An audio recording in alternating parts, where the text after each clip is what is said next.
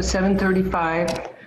I remember looking at the clock because I thought it's mighty early. It's a phone call that has become all too common for senior citizens. The boy on the line said, "Hi, Grandma." And a scam that has worked all too often. And then he just burst out bawling. He said, "I've been in a car accident." When Sherry Mello got the call last month, she truly believed her 21-year-old grandson was in serious trouble. "I'm being charged with a DUI, reckless driving, and I hit a girl. She was pregnant. And if she miscarries, then I will have manslaughter charges. 10 to 15 years in jail." The elaborate scheme went so far as to involve another phone call with a fake attorney's office and more terrifying details of all the jail time her grandson was facing. He said, "Okay, so are you going to be able to help him with bail? It's 30 to 40 days in jail if he doesn't get bail." So I said, I can help him with that. Before she knew it, Mello was standing in line at Umpqua Bank and starting what became a 2-day process of draining her account.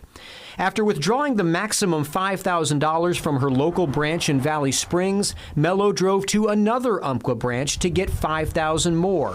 She then sent all $10,000 to the address she was given. She thought that would be it, but the scammers were only getting started. He called me back and he said, "The girl has said that she would not prosecute and she will settle for $50,000. The next morning, Mello returned to the Valley Springs Umpqua branch. She cashed out a large CD 3 years early, incurring hundreds of dollars in penalties in the process. And while the 76-year-old grandmother may have missed the warning signs, it seems the teller at her bank might not have. I said, "Put it in my account and I will wire it from my account." Okay, so she did that. So then she said, "Is this what you want to do?" And I said, yes. She said, "Is everything okay?" And I said, "Yes." The scam was finally exposed when Mello called her grandson to check on him, and he informed her that he was never in jail, there was no DUI, no victim, no bail.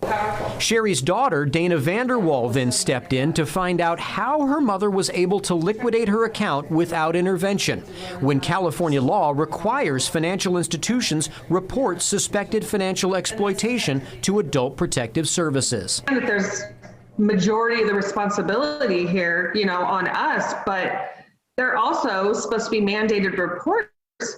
And I would just hope they're supposed to be, to me, that second line of defense. Like if I can't be there to make sure she's doing everything okay. California does have a mandated reporting law for banks when they suspect someone is the victim of financial elder abuse, but KCRA 3 Investigates learned that law is a bit murky when it comes to suspected scams. The banks are required to report, but it's a law that has virtually no teeth. McGeorge School of Law professor Melissa Brown specializes in cases like this.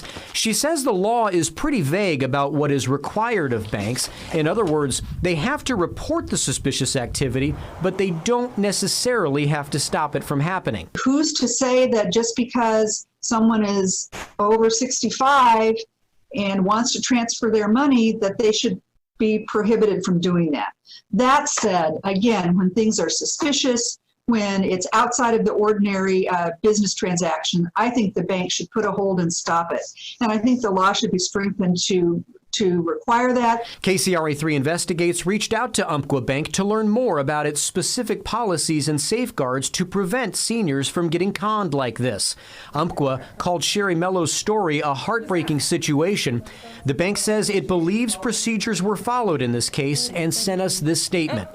With wire transfers, we have authorization limits in place for our associates and require in-person written authorization from the customer. Since the customer has to authorize the transfer, associates are trained to ask questions that identify possible suspicious activity. It's important to note that to protect customer privacy, customers are not legally obligated to answer a banker's questions. If they withhold information or provide no specific information that directly indicates illegal activity, associates must respect that choice. Sherry Mello admits she did not tell the bank teller why she needed the money because the scammer had specifically directed her not to. It hurts. First of all, it's definitely just a reminder that there is this kind of evil in the world. Sherry's grandson, Dax Vanderwall, a youth pastor, has set up a GoFundMe account to help his grandmother. I feel like this weird competitiveness of like, all right, I took the money. All right, well, let's see what we can do to get it back. And luckily I have some loving people, some great friends and family and people who I don't even know who've decided to just help out financially. As for Sherry Mello, she's had a lot of sleepless nights and a lot of reflection about the most expensive mistake of her life. And I walk the dogs every morning trying to get rid of the stress. And am I stupid? I'm not stupid. What happened? I was A very, very smart woman. Oh my God. We just trust that everything happens for a reason. And even though this has been horrible, that hopefully some good can come out of it. And maybe we can help someone else from falling in, from this happening to them as well.